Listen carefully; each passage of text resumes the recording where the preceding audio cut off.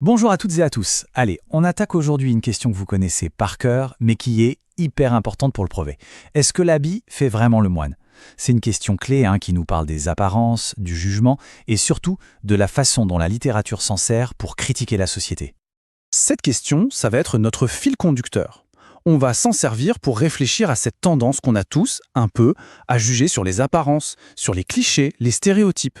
Et ça tombe bien parce que c'est un des grands thèmes du programme, dénoncer les travers de la société. On va donc voir ensemble comment les auteurs s'y prennent, quelles sont leurs armes pour répondre à cette question.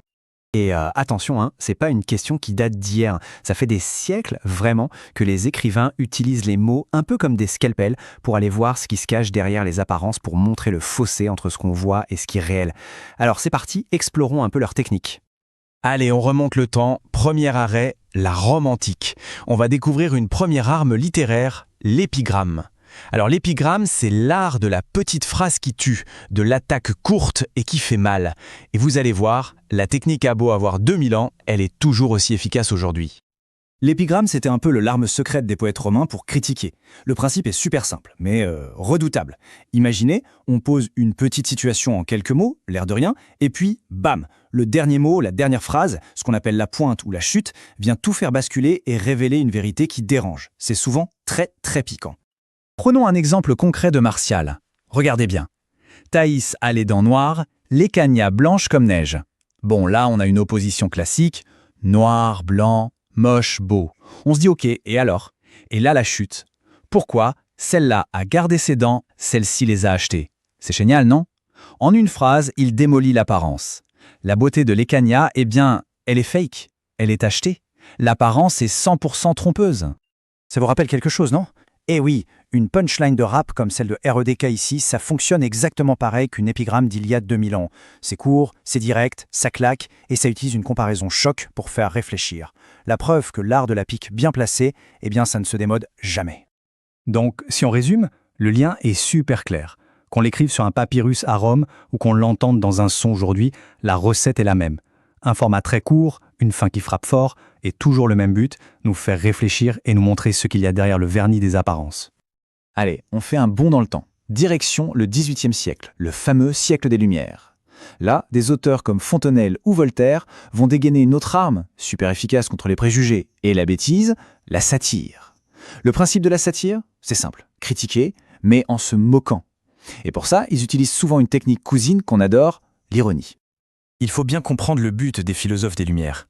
Leur mission, c'était d'inciter tout le monde à utiliser sa raison, son esprit critique, à ne pas tout gober, sans réfléchir, surtout quand une histoire paraît un peu grosse. Et ça nous parle énormément aujourd'hui avec tout ce qu'on entend sur les fake news, pas vrai?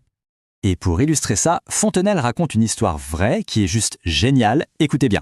La rumeur part. Un enfant aurait une dent en or. Dingue! Tout de suite, les savants de l'époque se jettent dessus. Ils écrivent des livres entiers pour expliquer ce phénomène incroyable. Sauf que personne, mais alors personne n'a eu l'idée toute simple d'aller vérifier. Il a fallu qu'un orfèvre, un artisan, aille jeter un œil pour découvrir le poteau rose. C'était juste une petite feuille d'or collée dessus. Fontenelle se moque gentiment de ces experts qui préfèrent construire des théories compliquées sur du vent plutôt que de faire le truc le plus simple, vérifier l'info à la source. Et la morale de cette histoire, c'est Fontenelle qui nous la donne, assurons-nous bien du fait avant que de nous inquiéter de la cause. C'est la phrase à retenir, c'est la base de la science, et c'est une compétence cruciale pour le brevet et pour la vie tout court. On vérifie l'info d'abord, on analyse après. C'est le meilleur antidote contre les fake news et la crédulité. Ok, on passe à un autre procédé, et celui-là, c'est un vrai coup de KO. La nouvelle à chute. Vous savez, c'est cette fin totalement inattendue qui vous tombe dessus et qui vous force à relire toute l'histoire avec un regard complètement différent. C'est un uppercut littéraire fait pour marquer les esprits. Alors, pour bien comprendre, prenons l'exemple de la nouvelle Le Reflet de Didier Danénix. Voilà le décor. On a un homme, aveugle de naissance, qui est profondément raciste. Il déteste les Noirs. Déjà là, on sent l'ironie qui pointe le bout de son nez, haïr quelque chose qu'on n'a jamais vu de ses propres yeux. Et là, l'histoire avance. Une opération chirurgicale lui permet de retrouver la vue. Pour la toute première fois de sa vie, il va voir. La tension est à son comble, on se demande tous, que va-t-il se passer quand ses préjugés vont se fracasser contre la réalité? Quel sera son tout premier regard sur le monde? C'est la question que tout le récit nous pousse à nous poser. Le chirurgien retire les pansements. L'homme pousse un cri d'horreur. Face à lui, il voit un noir. Et là, la chute terrible livrée par le médecin. Ce que vous avez devant vous s'appelle une glace, monsieur. Ceci est votre reflet. C'est un chaos monumental. La fin le met face à sa propre haine, de la manière la plus brutale qui soit. Ce qu'il projetait sur les autres n'était en fait que le reflet de sa propre ignorance. Bon, après ces exemples assez forts, il est temps de faire le point. Comment on se sert de tout ça concrètement le jour du brevet? C'est le moment de remplir notre boîte à outils pour l'analyse de texte. Alors, voilà les 4 outils qu'il faut absolument avoir dans sa caisse. Premièrement, l'épigramme, pour la frappe rapide et précise. Deuxièmement, la satire, pour critiquer avec humour et dérision. Troisièmement, l'ironie, l'art de dire le contraire de ce qu'on pense pour piquer là où ça fait mal. Et enfin, la chute, pour le retournement de situation finale. Si vous savez repérer ça dans un texte et mettre le bon nom dessus, croyez-moi, vous marquez des points au brevet. Et c'est pour ça que c'est si important de maîtriser ces outils. Ce ne sont pas juste des mots de vocabulaire à apprendre par cœur, non. Ce sont les techniques que les auteurs utilisent pour dénoncer les défauts de la société, pour critiquer les préjugés, pour révéler l'hypocrisie. Bref, pour montrer l'écart énorme qu'il y a souvent entre ce que l'on est et ce que l'on paraît être. Et le jour du brevet, repérer ça et l'analyser, c'est précisément ce que les correcteurs attendent. Donc pour conclure sur ce point, la critique des apparences, c'est vraiment une arme littéraire qui traverse le temps. De la Rome antique jusqu'à aujourd'hui, les écrivains s'en servent pour nous pousser à ne pas nous arrêter à la première impression, à gratter un peu la surface. Et je vous laisse avec une question pour réfléchir.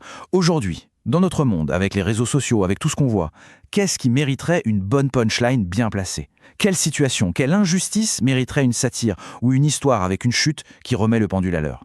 La littérature nous donne les outils. À nous de garder cet œil critique bien ouvert.